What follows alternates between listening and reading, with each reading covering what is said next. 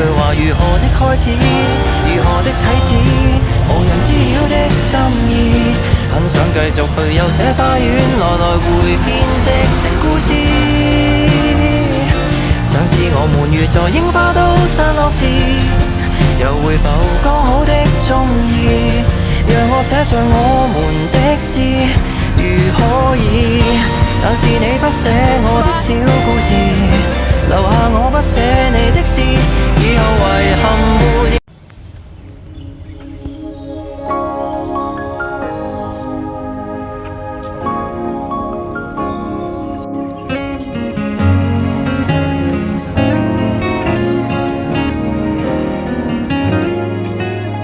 直接喜歡，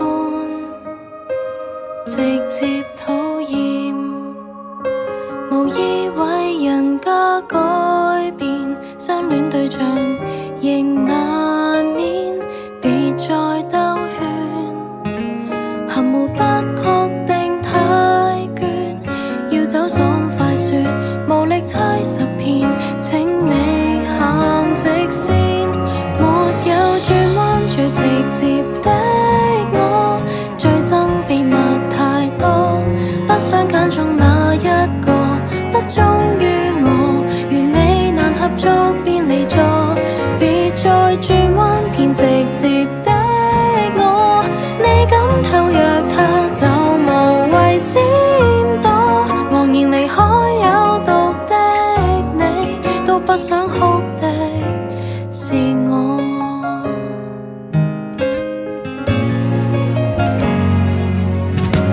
做個好心，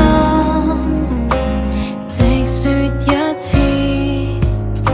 無法直言分手嘛，根本你就無誠意，像我多好，明人不會做暗示，覺得不滿意，從未裝願意，心裏藏着刺，沒有轉彎最直接的我，最憎秘密太多，不想揀中哪一個，不忠於我，